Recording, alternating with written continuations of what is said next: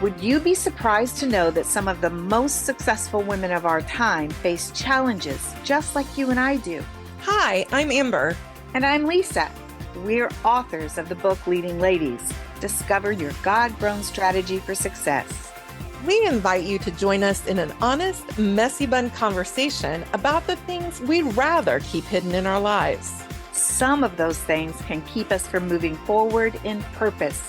So grab a cup of something delicious, kick off your shoes, and hang out with us for the next 30 minutes. Welcome, everyone, to Coffee Chat with Amber and Lisa. I'm Amber. I'm Lisa. And we welcome you to the show. We're so excited to be with you today. It's been a while, as we said. Life has been lifing for both of us, right, Yes, Lisa? Yes. That's my favorite phrase. Life has been lifing. That I've had to adopt. That I like phrase. that one, and I like people are people-y. Yeah, It's like people-y. Life is life, and people just continue to be people-y. Yeah. I saw the best social pin that said, I tried to go out to a coffee shop to be social, but then I had to go back inside because the people were there. Yeah. So exhausting. People are sometimes really exhausting on you. Sometimes they can be. It depends on what's going on. If we're on the edge to begin with, just the right peopling can take us right over. Right over the edge. It right can. over the edge. And you're like, you're trying to be nice. And of course. So hard being nice or trying to be nice all the time and trying to know that you sit on that edge of, I know I have to do this as a Christian, as a person who is kind and loving, who wants to love. But you know what? Some people you just want to, but some people you can't. And I think that is a big thing of what we're talking about today. Not that we're wanting to push people away, but at the same time, you push for space. You push for space in your life. Yes. And Lisa, you know this very well, especially because you're a firstborn. And not only do you have your mom, but now your dad in a situation where you're being the caregiver, and you've always been the caregiver of your family, it seems like. And it's funny. I don't think we always call it that when you're in a family, whether you're growing up as a kid or you're just starting out with your own family, you really don't think of it that way. I guess I don't look at myself as a caregiver, but I've been doing plenty of that most of my life in one way or the other. I was the oldest of 4 children. I have a brother roughly a year under me, and then I have a brother 9 years younger than me. Wow. And then I have a brother 18 years younger than me. Whoa. So it seemed like there was always a little person in the house, and I was the big sister. I did a lot of babysitting, and it was the 70s. In the late 60s and early 70s, you were home getting off the bus, letting yourself in the house with the key. Right. And you had chores to do even when you were younger, and you were watching your siblings. And back then you didn't all stay in the house with the doors closed and locked. We actually went out and played. Oh, good night. There's some times where I don't see my kids go out of their room. It's like they're vampires in there. And you think it used to be really intense because you're always thinking about where is your kid? Where is your sibling? Do you remember just playing everywhere? Yes. Like when I was a kid, I remember we lived in a fairly up and coming suburb of Kansas City, and we were in a new build housing addition. So as you drove into the addition, there were established homes, but by the time you got to where I was, there were houses going up literally over across the street and down the street and the next block over. I remember we would go out and play, and there were creeks and fields, and we would just take our bikes, go to someone's house. Not even necessarily did my parents always know where I was, but it was just a different time back then. But I did. I started take care of brothers. And did you always have to know where they were, or was that your responsibility to do that? Until mom and dad got home from work. Yeah. And there were Keep an eye on everybody. And there weren't cell phones. Oh, It's like there was a phone on the wall and you weren't supposed to bother your parents at work. But no, yeah. I remember being the older sister. There was a lot of caregiving that had Yeah. to happen just because I was the older sister. When I know some people are bothered by that, I know to this day I've heard people talk about how unfair that was that they were putting those. I don't think I was ever bitter or angry about it. My brothers probably were. At you. Yeah. They didn't like having a second mom, but they still don't like it. No, I'm just kidding. Although I'm probably not kidding because No, I bet you're you they not. would say that. I just think that it was just the way families were. Mhm. It's the way we did life in a very different time in our society. And Right. so it was normal if you were a daughter to have Mhm. more caregiving responsibilities, although my Yeah. parents were really big about letting me do anything my mind wanted to do. They didn't tell me I couldn't do certain things because I was a girl. They weren't those people. It Yeah. was the 70s. Yeah. But I did have a role. And there were Yeah. things that just automatically fell into place because I was oldest. And then when I got married, it's once we started having children, then you just get caught up in caring for your family. I have an amazing husband. Mhm. I'm reminded often by women how wonderful my husband is, but he honestly has been a helpmate to me, not just me to him, but him to me. To this day, he does the first half of our marriage. I probably did all the cooking. I probably did most of the cleaning. He did help me though. He was taught how to clean. He helped with the kids from the word go. He was the Wow. daddy that fixed the daughter's hair before church on Sunday. But for me, I did most of those nurturing things. And You then you know, just do just do it. it. Well, I know my older sister, it was the same way. I was the middle child of five. Now, most of us were like 4 years apart. So not so much of the age gap, but I do look at my sister and her name's Lisa too. So I guess there's something about Lisa's. You just stuck with us. I think that you naturally get put into a role of responsibility all of a sudden because you become the babysitter, you become in charge, you become the person who gets reprimanded if things go out of line. So all of a sudden you're having to get parental or develop that. What is this? And just to keep I don't know, keep the peace in your home, actually, because you know that it's your responsibility and you hold it very tightly. It's like Yeah. being asked to be the line leader at school when we were little. Yeah, I guess it is like being the line leader. All of a sudden you're standing up real straight and you know that you're supposed to walk in a straight line and you're not, and then then the person at the back has to be the caboose and keep Yeah. other people in line. Yeah. So Yeah. there's a natural heaviness that falls on that and on that leader. I And think so. yeah, so I know that for you as the oldest, but also we talked about caregiving. Everybody, if you care at all, you're a caregiver. If you care for people at all, you're a caregiver. But at the same time, there's a distinct difference in you, Lisa, and a lot of people who walk through life, and people have cared for their disabled children or their own spouses who've become Right. disabled or any type of illness has happened, and then your parents. It hits you in the face like a bucket of cold water when your parents start be operating in a way that you know that they can't take care of themselves anymore. Right.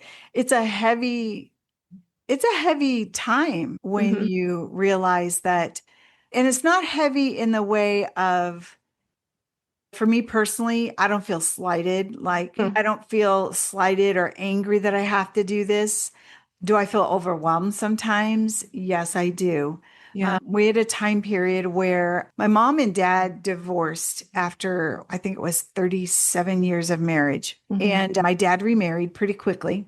My mom never remarried. And my mom was going through some mental health situations. She had lost her father and she had gone through some therapy and gone through some changes because of just the work you have to do internally when you go through therapy. And so my mom lived on her own for quite a while, and then she ended up with a diagnosis of lung cancer. Yeah. She moved in with us and she stayed with us and lived with us for about 4, almost 5 years. During that time, she had lung cancer. She went through surgery. She went through radiation. She Yeah. went through recovery processes and pretty much beat cancer. And then Right. she turned around again and couple years later ended up we all Mhm. had COVID here around the house. We kept her from catching it for a long time because we knew it would be really hard on her. And lo and behold, we all got COVID, but we were realizing my mom had some symptoms that started happening about the same time that led us to find out she had a brain tumor. It had Wow. metastasized and Yeah. gone to her brain. So then we immediately had a brain surgery Yeah. where we had to follow up with radiation. And to be totally honest, the next couple years after that, where we were almost in the free zone from the cancer acting up, it very much the results of radiation in the brain started to cause her to have really diminished ability physically to care Yeah. for her or even to be cared for at home by me. I couldn't care for her anymore. And so all of a sudden, caregiving after so many years, I've raised my children for the most part. I have one in college, the others are parents, grandbabies are coming. And all of a sudden, my mom needed to be taken care of. And for several years, we were able to do that right here. We had to face a real transition when I could no longer care for her anymore. Yeah. And What did it take for you to do that? I feel like first and foremost, because, and we've talked about my health issues before with some of my autoimmune diagnosis, I've had to learn to live just a little differently anyway, so that I can continue to go and do and be. There are moments I have to rest when other people would keep pushing, and I have to know my body and I have to be willing to put a halt on things. So when this happened with my mom, it's like I had been pushing and pushing for quite some time. She was having appointments almost every week for a Wow. couple of years, multiple appointments a week. And it got to the point where her ability to help herself became so diminished. And I knew what my limitations were as far as if she fell, I had a hard Mhm. time getting her up off the floor. Wow. She lost the ability to be mobile, to walk safely. We live in a split level house Yeah. and the showers were all upstairs. And Yeah. she had a little semi room apartment downstairs and she struggled getting into the shower. We would have to bathe her. It got to the point where I couldn't physically do the things necessary, not because I didn't want to, but because I felt I might hurt her if I ever, with my body that isn't really Yeah. always dependable, I Yeah. was afraid that she would come to greater harm. Yeah. And at that point, that's when I realized, okay, these two things together Yeah. are telling me to take a breath and Relinquish. analyze the situation. Yeah. When did, and this is important because we get to, how did you handle delivering the news that you could not take care of your mother to your mother? How did that happen? I think we'd been having that conversation for a little while, gently and in little little pieces, the realization of where she was at and my limitations Mhm. were something that came up on occasion. Like if she did, it's funny, she had this big recliner that was a power recliner that we thought we were being so nice to give her. But it got to the point where her reflexes got so bad that she would sit in the chair and then she would literally dump herself out on the floor and not realize she was sliding down out of the Oh seat. my And God. it was Yeah. only about maybe Yeah. 18 inches slow motion slide to the floor, but still, it would be, I I'd can't be like, imagine myself doing that. I was terrified. I was like, Mom, I don't think I can pick you up safely, but I Right. can't leave you on this floor. I'm afraid I'm going to hurt you. Um, Wow. because she was not able to help at all when those Wow. happened. So we had those little moments here and there. And then I think finally, when it came down to the point to where we realized cognitively, or she just started forgetting the simplest things, and we knew that meant something was going on with her Yeah. brain. And when we realized, like, she would pick up her walker and go the same path she'd always gone, right into the bathroom a few feet away. And all of a sudden, the walker would be turned just slightly towards the door jamb. Uh-huh. And she would be so frustrated because she couldn't get it in. She kept pushing it up against the door. And I would say, Mom, look, we just turn it a little bit this way and it goes right in with you. So the simplest things started to become roadblocks. And Right. we had to have a serious talk, and she was very weak, and she was swelling. The left side of her body was swelling pretty profusely.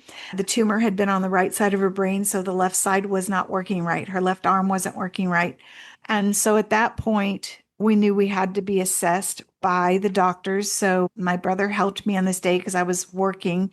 He took her into her next infusion appointment, and when they saw how she had changed in just a matter of a few weeks' time, their advice to us was she needs assessment and she may need some short term rehab care to get her back into your home with you. And that was the goal. At that point, the goal Yeah. was the way our The, insurance system works, yeah, the right. way all of that works for our elderly was you have to have a hospital stay. You have to be there so many days with all of them saying she needs to be in a rehab facility before you are placed. And then you are on a deadline because our Right. insurance only gives you so many days to improve and to get home. And they aren't willing to pay for anything else for our elderly who are dealing with that type of situation. And it is a sad thing It too. is And very sad to watch them go through and to be a family member and just feel so helpless. But yeah. they helped us assess and get her in. And the worst part was it was the literally the Tuesday before Christmas. Wow. We were just a couple Wow. days out from Christmas, and Christmas is just such a big deal for many families. But for my mom to be away from us was just horrible. And to not have her with us when we'd Mhm. had her there, we'd had her there for Thanksgiving. We'd had a beautiful family time. And then all of a sudden, a matter of 4 weeks later, and life has changed drastically. Yeah, I know it's a challenge. Being that my mom is in her mid 80s, I had her over to the house for the very first. She lives in a retirement community and independent living with my stepdad, who's they've been married about 4 or 4 years. Yeah. But I was almost shocked by how she was having trouble lifting her legs and coordinating all of that. And I was just like, I don't know. How are you living on your own? Yeah. How are you living on your own? It Even with, prizes you what they yeah, have done. I had the same questions before we moved mom in with us. Before the first round of cancer, I was like, how have you done this? You really haven't been doing it very successfully, but how do we know it was this bad? Because when we would come over, we'd help uh-huh, vacuum or do her dishes up. And then it got to this point where we realized, wow, something's really changed. She can't do this on her own. It's a yeah, sad realization when you see that, isn't it? yeah, I think it's really sad. And being that her husband is quite a bit older than her, that he isn't as fit either. And Yeah. so you see people in decline together, yet what do you do about it? And you have a similar situation with your dad and your stepmom, who is also in a situation where she isn't. She's just gone through some difficult things. My mom is still in the residential facility. We had to get her approved for long-term care.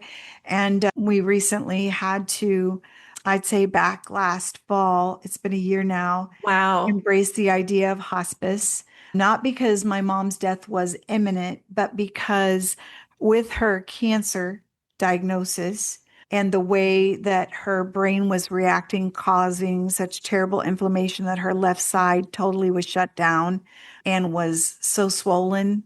She's gone from being able to walk with a walker to not being able to walk at all, not being able to physically get herself in and out of a chair and things like Yeah. that. So when that happened with my mom and she went into long-term care, and that is quite a process if you have a loved one that you're trying to have approved in that way. I feel it worked out and I'm very happy with the care that she receives right now, but it was hard and I wasn't exactly very trusting of I made the facility's life pretty hard. You're the I big would sister. You're the big sister. I'm You're the the big sister. firstborn. You're the firstborn. I was there Yes. all the time, and by golly, they were going to know her Yeah. and they were going to know me.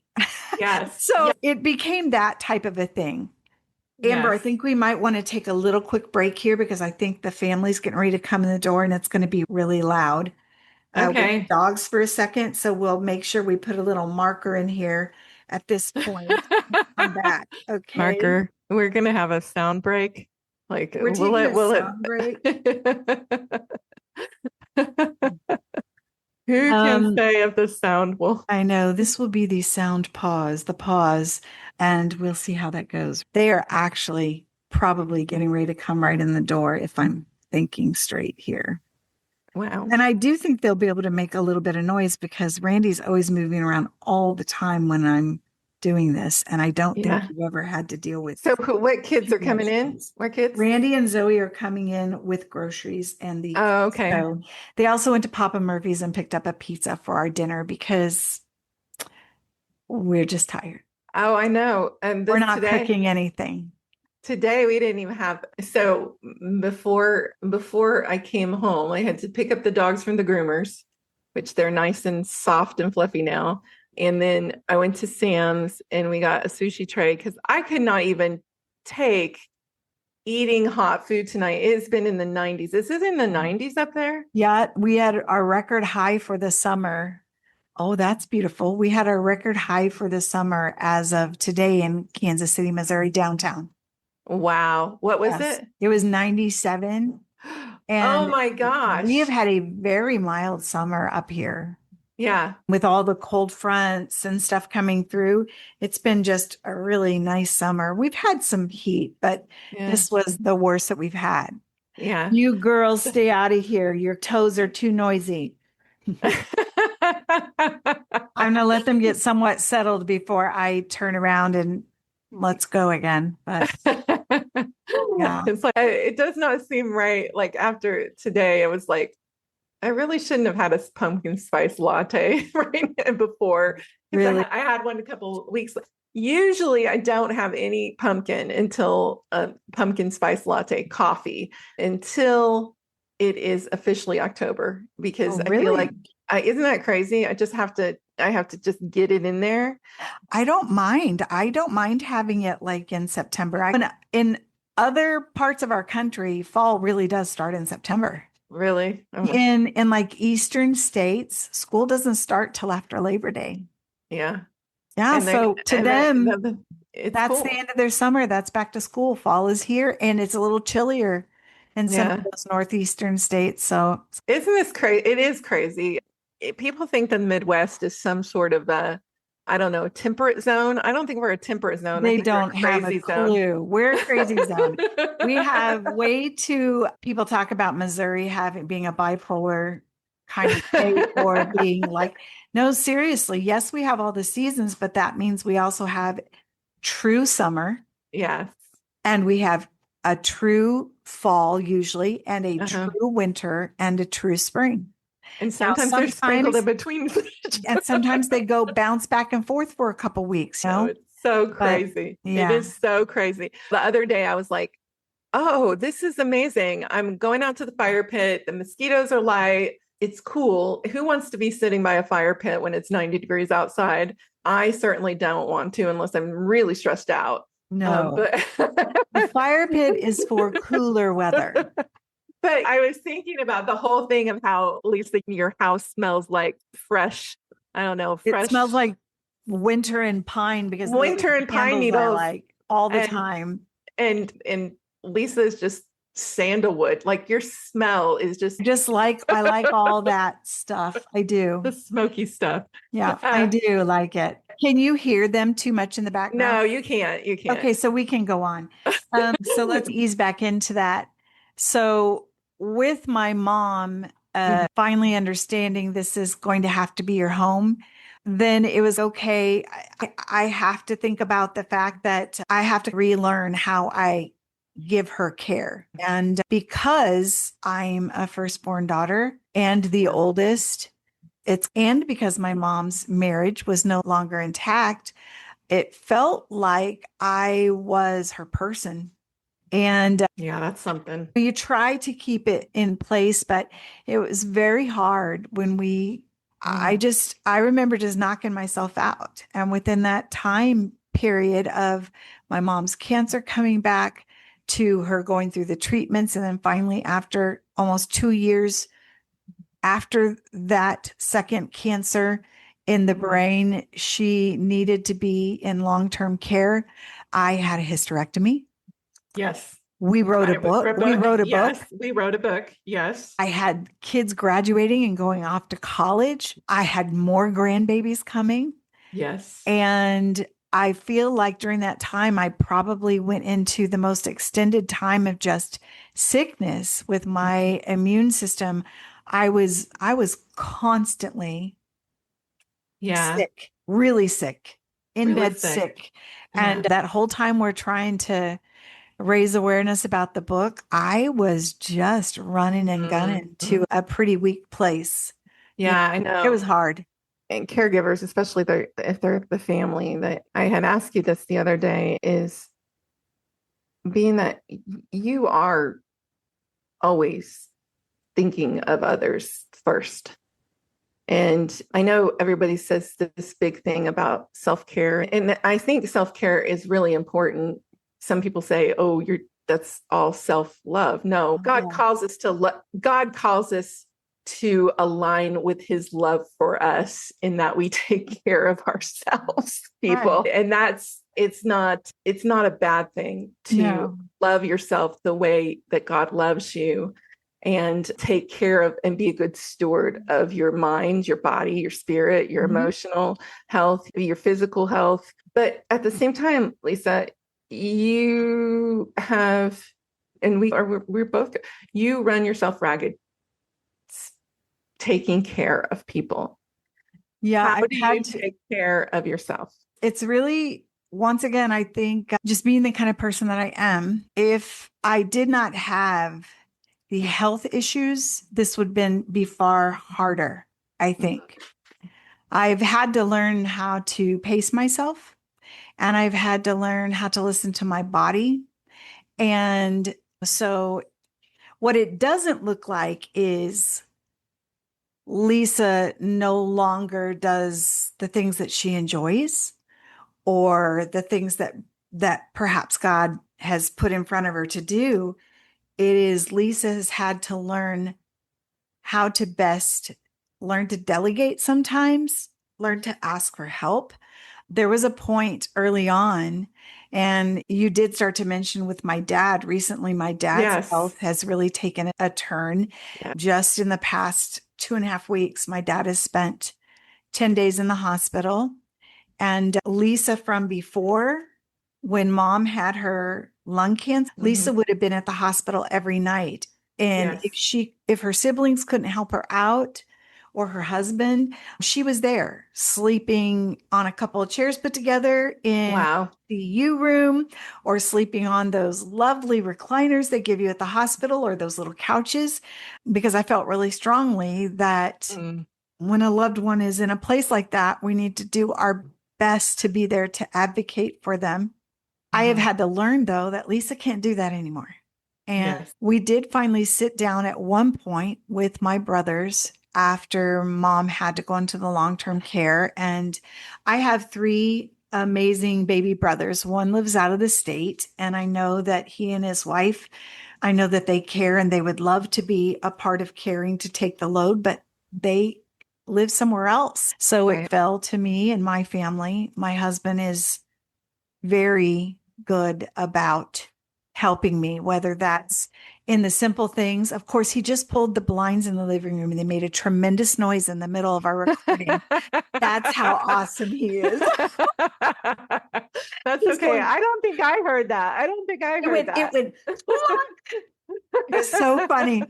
I'm telling him how wonderful he is. And then he goes, come on. No, I'm just teasing you, That's honey. all You're right. That's amazing. okay.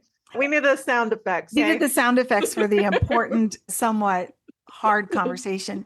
But with my dad, it's been a little different because I have tried to get to the hospital every day, but Mm. there were a couple days I had to say, I can't be here. My brothers have helped me when my mom was doing all of the appointments. And there were times where I was getting really run down. My brothers would step in and help. And Yeah. had the conversation. And my youngest brother even said at one point, you've been carrying this load, this role for a long time. It's time for me to personally step up and try to help out more. And Yeah. he went to his job. He went Hmm. in and put in the paperwork for family leave, was able to actually take time off when things got really Wow. hard to handle. But I have had to pay attention to my body and recognize I cannot be the best me if Yeah. I don't do that. And at the Yeah. same time, we've had this wonderful explosion of grandchildren. And Yes. I want to be a part of their life. I Mhm. don't want their parents to hire a babysitter. I want them to come stay with Nani and Papa. But Right. even that role, in order for me to be my best for them, I had to start to really, I think what I've had to do is really hone in on the exact purpose of who I'm giving care to at that moment. Meaning, Right. when it's my days to watch my grandbabies, that's what I'm doing. I brush my teeth, I shower or I brush my teeth and just wash my face. Doesn't care. They Yeah. don't care. I dress casual. I don't do anything fancy. Mm. And I commit my moment to their immediate needs and me putting my feet up. That's not the day for me to have a major project to try to finish or to deal with any kind of deadline or to overhaul the summer clothes and pull out the winter. Those are not the days for that. It is just to take care of them. That is Yes. all. And when the day's over, for the most part, I don't go anywhere that night. I'm Yes. just home and I've had to make myself do that. I go to bed usually Mhm. before 9 p.m. because I'm Yep. up around 6 a.m. And that I, has I had to be think something I do. I think maybe some of the people who just watched this need to rewind and listen to this checklist because it basically is giving an outline for being very precise And with what intentional is the and word. Yeah.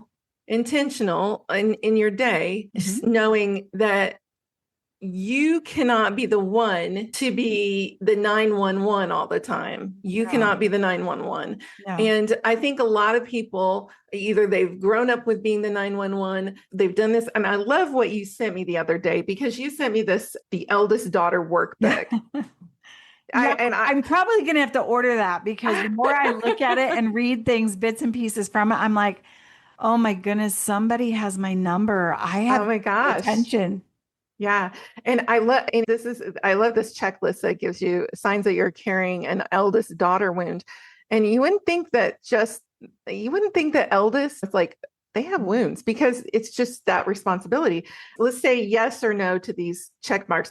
I apologize for my emotions that might be inconvenient to others. Yes. My love language is acts of service. Yes. Okay. I sense tension in a room before anyone speaks. Yes. I have been mature for my age since I was 8 years old. I was a little old woman. I feel guilty when I'm not productive. Oh my gosh, yes. I'm everybody's therapist, but nobody's patient. That one hurts, but yes. Asking for help feels like weakness. Yep.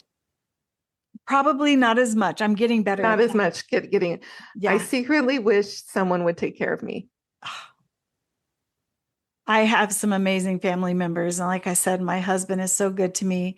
My youngest daughter, who lives with us, she's a grown woman, but she still hangs out with mom and dad. And she takes really good care of me. When she knows I'm struggling, she really helps. Yeah. So I see I'm apologizing for saying yes to that because I Shoot, have go back people to in my that other life, one that was on the list. but I have people in my life that do that. Yes. Yeah, I don't know who I'd be without the responsibility. Nope, I don't think so. You don't know, you don't think so. No. Okay. I fear disappointing my parents, partner, or friends. Yeah, I do. And I often wonder because life just keeps coming at this pace and one thing leads to another thing as quick as you feel like, okay, we got past this difficult moment. Boom, there's another one. I often don't even, for instance, I didn't tell you what was going on Mhm. with my dad for No, for a long because time. I just didn't want to have to be needy. I literally sent you a text and said, hey, do you have a minute? I think I just need to talk to a friend for a minute. Yes. And And it, that's not me. I don't do that. I'm more of the mindset when people want to talk to me, they will. I'm not going to make anybody talk to me. yeah. I'm not going to sit there and be that friend that's going to force that. And I know sometimes for me, I think maybe it's the therapist mind or whatever, like that you've talked to always, you get used to talking to someone that I'm a big discloser. I'm a big person who's okay, this is what I'm feeling. I got to talk to this person to noodle my way out of this. I got to talk, but at the same time, I'm a middle child who Yeah. is wanting to keep the peace. But here's a few more. I confuse being loved with being useful. Do you do that? I, as quick as I want to say, no, I don't think that's me. Uh-huh. Then I think, is it? But I don't think that's as much Yeah. the thing. It's not, I don't think I have this part of me that when somebody needs help, I just, yes, please, I'll do it because it Uh-huh. makes me feel like, okay, they love me. I can show Yeah. them I love them by being useful. I don't think it's that kind of thing at all. Yes. Rest feels like laziness instead of healing. Yes. And can I tell you, I don't know if it's just my personality, but I've never been someone who, as a young woman, I didn't know what anxiety was.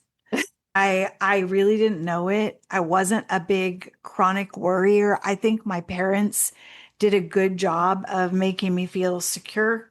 I'm not saying it was perfect, but I think they did a good job. And even as a mom, having babies and young children and teenagers growing, I really don't know that I ever had anxiety till I would say I'd say the past 10 years. I Oh, wow. started feeling intense anxiety and stress. And Uh, that thing where even when I am resting, uh, the reason why I feel guilty is because I'm always churning inside. And I'm mhm. churning because I'm usually thinking about what I'm missing out on such and such a time with my grandkids right now, or I'm missing out my poor mom. I wonder how she's handling things right now. And so I'm thinking of all the other people. Yeah. And not that is wrong, but I No. think my personality, the way it is, being that older child, the daughter, the firstborn, I think all of that does play into being a caregiver. And I also think, I don't know that everybody's cut out to be a caregiver. I don't know that Right? everybody has the heart to be that. Yeah. Some of us just aren't, some people just, their gifts are in other places. And I don't discredit them in any way for that. Yeah. I know even with my father, who he loved Jesus. He had a bad problem with anger in Mhm. children Mhm. management. And I keep thinking, you know what? I don't think he was cut out to be a caregiver. He was not cut out to be Yeah. a caregiver as a father. Even though I'm thankful for my life, I'm thankful Yeah. for Yeah. that.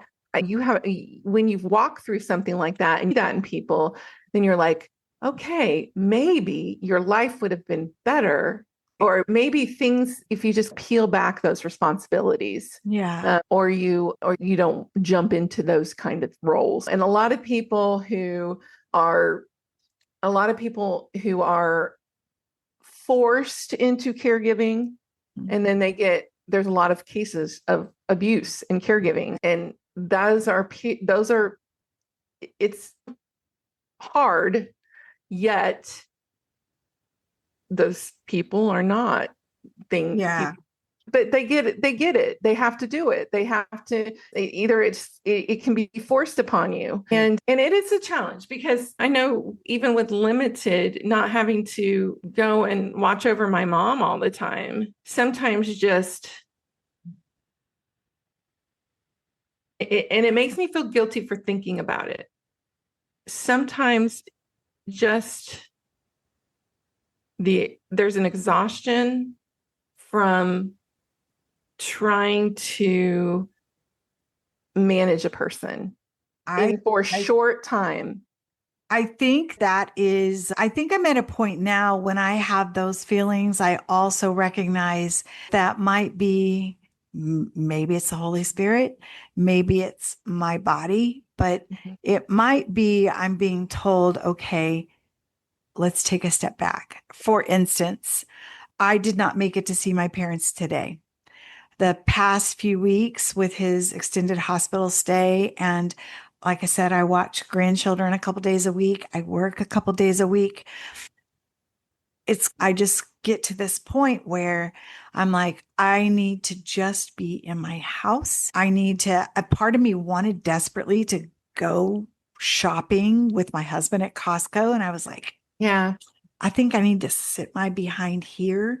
And I knew we were going to do this, but it was like I could have done something else. And Yeah. after I had a lunch today and I got my hair cut this morning, I was like, this is all I'm going to fit into this day. I kept Yeah. looking at dust, saying, I need to dust. Yeah. Nope, I'm going to sit here. Yeah. You know what? One thing that you said to me a while back, and I can't remember exactly. I know we were at the conference together a year ago, and you said you cannot feel guilty if you have to say no to going and being active at church. Mm. And you just have to, and that's a No, hard thing. it That is a is hard hard thing. because we have it so drummed in our mind. First of all, I think that church Uh-huh. sometimes has become, it's like the spirituality police. If you have to miss church for some reason, it had better be a good one. Uh-huh. Somebody better be dying in the hospital. You better Right. have a car that won't start. We put that type of pressure on people who obviously love the Lord and want to be there because they're feeling guilty.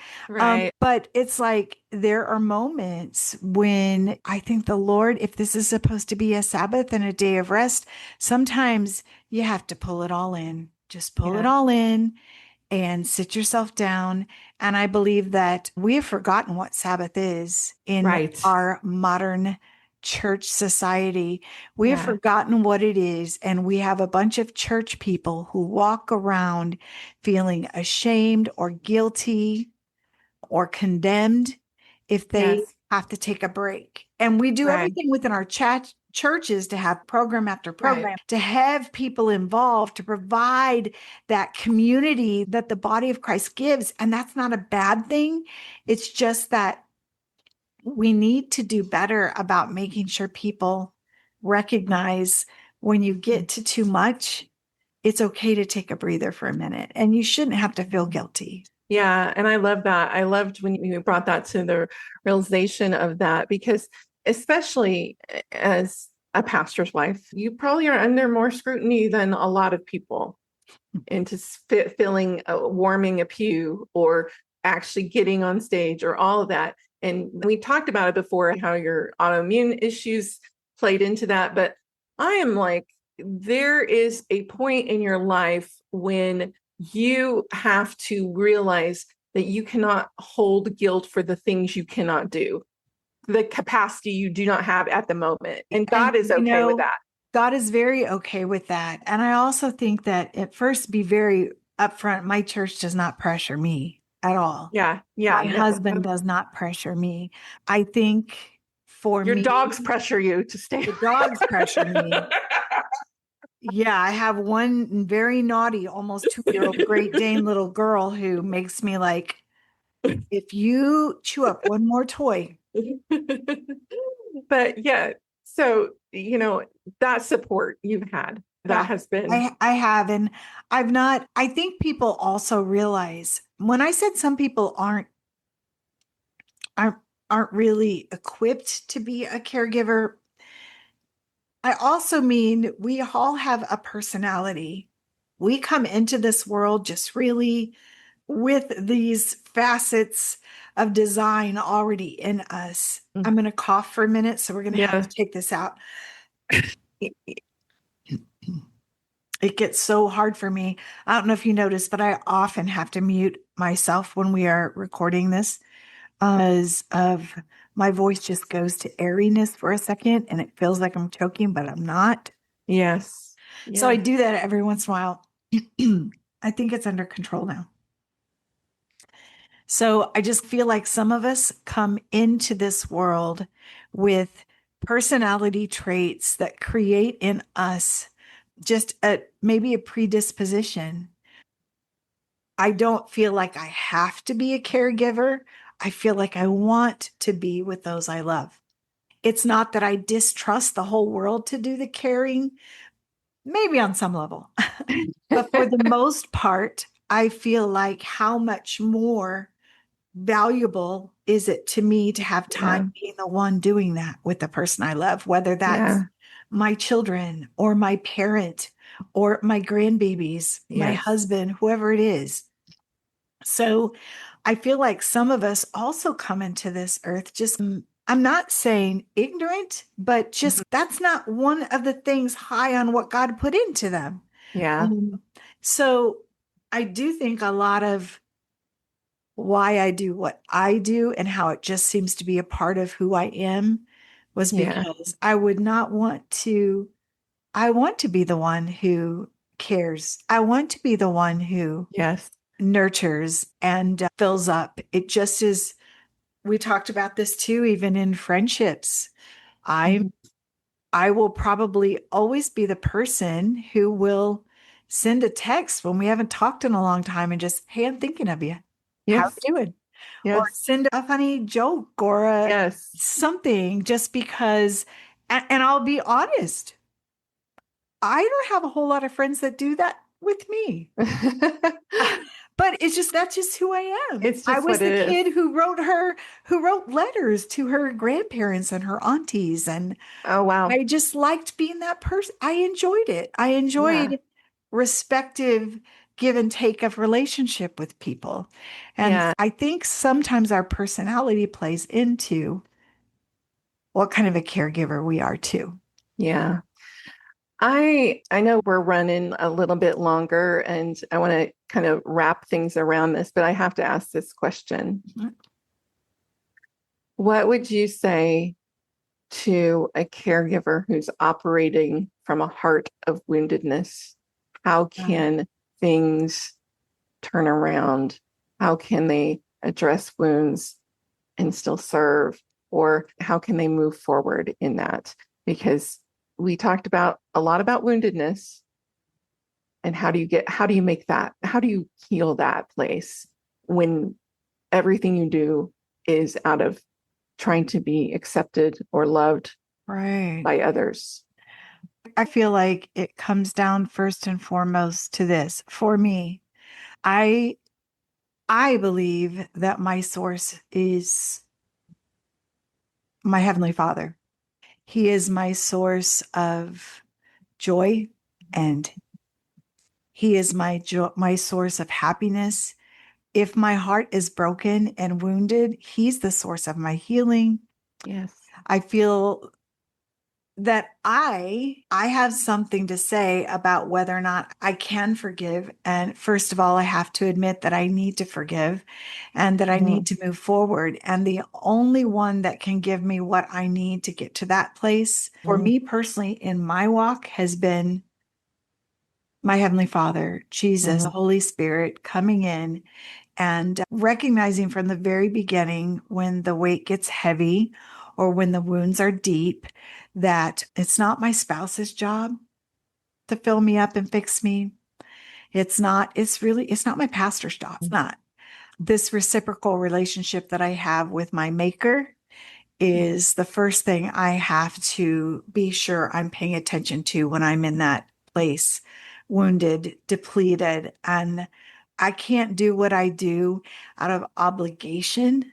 I need to do it from the source of strength that I have.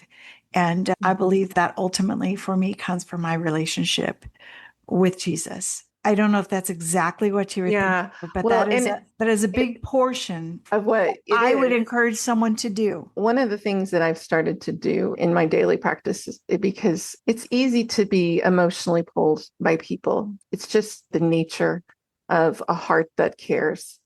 And But you're a heart that is a friend to everyone. yeah, and that's the thing. You look at everyone. You're the kind of person, you have a client that pays you for a job, and you're like, I have this friend. You Yeah. have everybody you interact with is your friend. So I'm sure Well, you I do was feel that way. is, and I started instead of just praying, I've started instead of just praying arbitrarily about God, whatever this is, this day, cover this day. I started really praying intentionally in a journal way of Nice. asking God, what are my priorities today? Firstly, what do I need to lay down today? Because this is this. So, eating through those emotions of what might be blocking me from Yeah. my day, blocking me from focus. So I write those down. I write and listen, and I put those things down. Yeah. And then I say, okay, where are the areas that I need to focus? Sometimes I have to put the list of what I have to do ahead of of the areas. Exactly. And then I had to say, God, I need, so when you said organize your day, I've started being very intentional about organizing my day in a prayerful listening to where God says, this is important, this is nice, this is necessary. And I think And it's okay to, we might have this idea that's this big of everything that the day, this has to be it. But then the Holy Spirit helps you pull it in yeah, and you start to recognize, like you yeah, said, when you pray about this and ask Him for input, He yes. gives you specific direction. Yeah. And you know what I have to do? I have to be very intentional about the things I feel obligated to people for and that motivation for doing it. I have to think of, is this because Hmm. I feel guilty, I want acceptance, or anything like that? Because I have to be clear in my head about where those desires to help are connected to. And I have to actually help. God has to unpeel those areas in my head. Exactly. And then I have to be able to say, okay, now I know, okay, I'm going to have to So let this go. when you realize what your motivation is, and you recognize that it might not be, it's not God's best for you. How do you backpedal out of that, especially when it has to do with other people? How do you personally backpedal? How do you say, okay, God, I hear you and you're right. This isn't the right motivation. This isn't of you. What do you do? The thing about it is, I've started to, instead of saying yes all the time, had to say, and I had to do a Lisa, I've had to say, let me think about that because my intentional response is yes. That's not my, that is not a good intent. It's not an intention. It's not intentional. My nerve, what do you call it when you hit my reflex is to say yes. My thoughtfulness is to pause. Right. And that only happens. And I say yes in the reflex. And I say, let me think about that. And then I actually can bite it down into motivation. Ah, But I can just, if you never commit to a specific thing while you're under the pressure of a person in your face or in your text messaging or the yeah. urgency of I'm in emergency, blah, blah, blah, blah, blah. I've had to disconnect myself from urgency. You have to. You have to. And I do believe that the Holy Spirit can help us learn a balance. There are parts of life that I know we consider boring. They're just every day in and day out. And I think more than anything, for women specifically, we look at even childcare, taking care of children or little people, our children. There they go again. The dog. We look at children and we're like, oh, I have to take care of the babies. I have to do this. And instead of recognizing that sometimes those regular tempos of life, you need to brush your teeth, you Right. need to get a shower, you need to clean up after yourself when you get yourself something to eat, you need to keep the dirty clothes where they go. Those simple little things in life help us Mm-hmm. with the pace, especially as a caregiver. You Right. have to literally determine what is most important in these moments. That's so And true. it's not always the urgency of what other people are saying we should be paying attention to that is most Exactly. important. Yeah. Sometimes just being able to recognize, because we will literally do not so healthy things, not so good for us, not so kind to ourselves, things to keep up with that urgency everybody else has for our life, when the reality is it's okay to brush your teeth, Yep. It to is. make your bed if you want, To wash your hair. wash your hair. And you shouldn't feel you have to cheat yourself out of those moments to do it. I was Right. listening to a podcast this week. And if I say this and people listen to the podcast, you're all going to know exactly what it was. But a mom on the podcast was talking about what the everything shower is opposed to what a mom shower is. A mom shower is you jump in, the kids are there, you don't want anything to go wrong. You wash under your arms, you wash the lower region, you wash your hair, you're out. Yes. But the everything shower, you exfoliate, you moisturize, you shave, you do it What's all. that? Right, exactly. It's Right. just, we feel like we have to give up self care, those things that might help us, those normal rhythm things of the day. We cheat ourselves out of those moments. Yeah. I know ultimately I am no supreme perfect caregiver. It's Yes. just who I am. It's a season I'm in, and caregiving has shifted from little brothers to my own babies to my mom to my grandchildren to now my dad. I feel like it's really key, especially with my limitations physically, to learn what you just said, learn how to say no and Mm-hmm. not do that knee jerk yes. Because believe me, Mm-hmm. Lisa used to be able to rock and roll. Can I just say that with Yes. every bit of confidence? Yeah. I could rock and roll. The Yes. hours I didn't need to sleep, I could stay up, I could do what I needed to do. You know what? That's Not not you. that person anymore. Yeah. So part of me has to understand that this season is still just as cool as those other seasons. And can I add one more thing that I Yes. think caregivers need to do? When you are in a very heavy schedule of caring for other people, always remember that you can start to feel cheated, frustrated when you don't do things to care for yourself. So Yes. take the time, take the little longer shower, You know what I do? I joke around and say I've probably been in, we joked around about saying I was an adult when I felt the stress and the pressure at the age of 8, but I am finally in my real granny era. I get to crochet. Yeah. The grandbabies sent me home with stuffies that need surgery, and Yes. I get to sew them back together.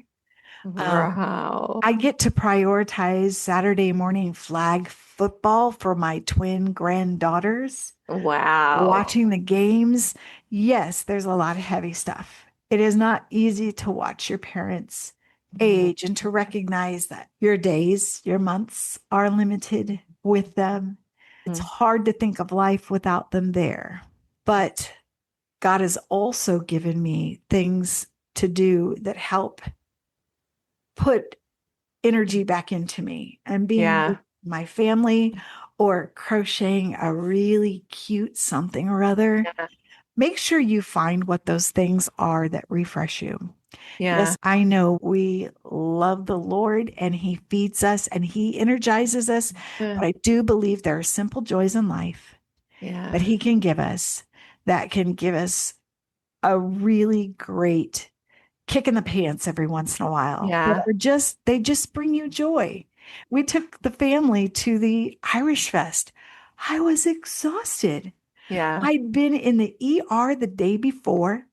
My dad was in the hospital, but by golly, we walked all over that Irish Fest because it was just joyful to see Yeah. our grandbabies enjoy themselves. It's so funny too, and you say that enjoying yourself. And I know that even having my own new office space, that there's some things that I've forgotten that I love to do.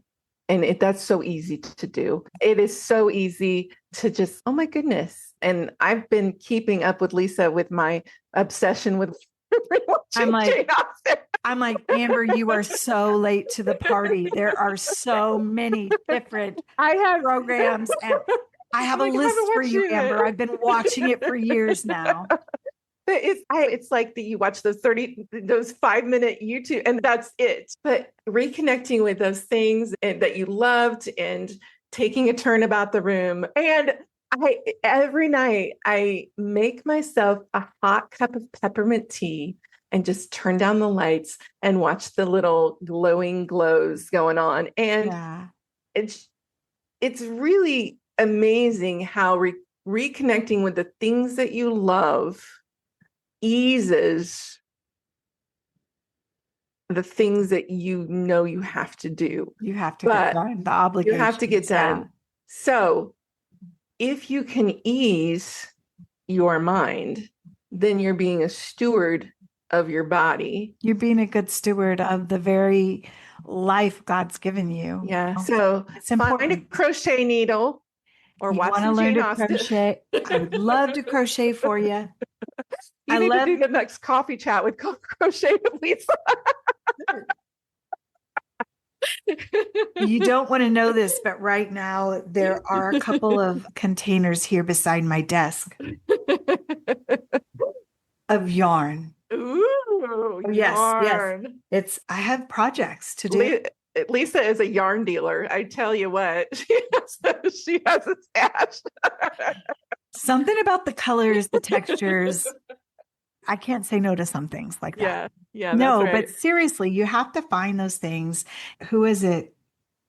The organizational woman. If it sparks joy, Yes, yes, was it Maria Con- Condor? I can't remember the name. yes. And that's going to bother me that I can't remember it. Anyway, yes, enjoy. God intended for you to have joys in life. So Yeah, I think as we get older, those joys get a little simpler.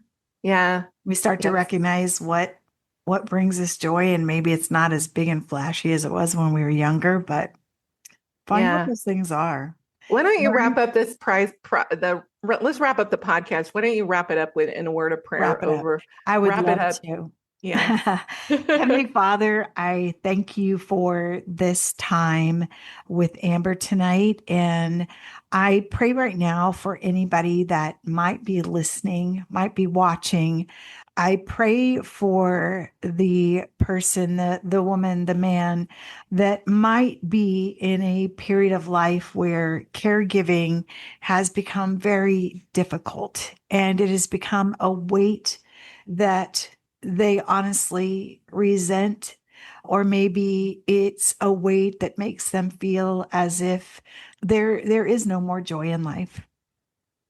I ask you to first and foremost remind them that you are the carrier of our weights.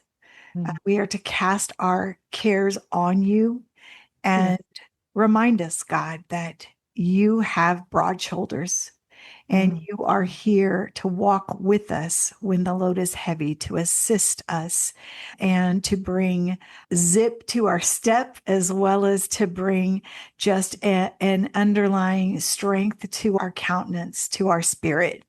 And I'm grateful, God, that you are always present to do that. For the caregiver that just feels like they can't take another thing, I ask that you just give them peace and calm.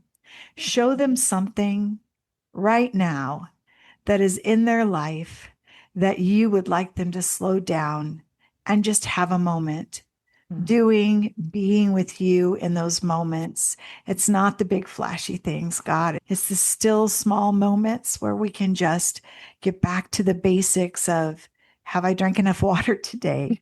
Do I need to go to the bathroom? And I really should have gone a long time ago. I know we giggle over those things, but those are real things. Have I eaten at 2 p.m.? And if I haven't, God, help me to find something nutritious to put in my mouth. God, give us the presence of mind to know that time spent with you, even if it's just a few moments in prayer or listening to music, that it is time well spent and that there is purpose in it. And Father, I pray for those caregivers that are maybe needing care themselves, whether that's they need care in their heart, their mind, or their physical bodies. I just ask, Lord God, that you would send people to them to help lighten their load in a physical way, God, in a way that will allow them to be fresh and rested and at peace in the hardest situations. We love you, Jesus. Amen. Amen. Thank you guys for joining us today. This is exciting. I get to try my first. Okay, so this is my birthday week. My birthday week is coming up. He's having a birthday. I know. Just one more notch on my half century mark more. I get to have my first scalp facial in which they scrape all the dead skin off of your scalp. This is the first time I've ever experienced this. So we will see what that is like, and I will report next time on my scalp facial. What? So I get to have over 50 years of dead skin removed from my scalp. So we're going to see what that looks like. Hopefully it's not 50 years old. Hopefully your skin has regenerated a bit. Oh my goodness. I have never, ever. I know. I didn't hear it. I've never heard of it before, but I think it's a luxury just to buy myself a new jar of Pond's moisturizer. And you are going and having your I'm going to go get scraped. I hope they don't take off my scalp. We'll see if I come back with hair next time. And but we also would love you to check out our podcast we're all over the place. Apple, yes. Spotify, anywhere you can get your podcasts, we're there. And we're on YouTube. We have over 50 shows on our YouTube channel. So if you would go and subscribe and share, we would love that you would do that. And it would be awesome. Spread the word, spread the coffee, spread the love, and spread the caregiving by just simply sharing an episode. Sharing episodes, yes. I would love that. You guys take care and have a great Saturday. Actually, have a great day wherever you are in your week. Whatever day it is. Bye-bye. Goodbye. In a world that often tries to confine and categorize, best-selling book, Leading Ladies, Discover Your God-Grown Strategy for Success, celebrates the diverse tapestry of women just like you and their unique journeys of faith. Join Lisa and I as we partner with over 30 women from every hue, age, and walk of life, united by one mission: to let Christ shine through our gifts, wherever we are. Within the pages of Leading Ladies, you'll find a wealth of wisdom, inspiration, and practical guidance. These women share their personal stories, triumphs, failures, and the lessons they've learned along the way. Leading Ladies is more than just a book. It's a movement, a call to action for women of faith to rise up, support one another, and make a difference in the world. Together, let's celebrate the strength, resilience, and faith of leading ladies from every background and be inspired to let Christ shine through your gifts, wherever you may be. Leading Ladies, Discover Your God-Grown Strategy for Success. Available now wherever books are sold.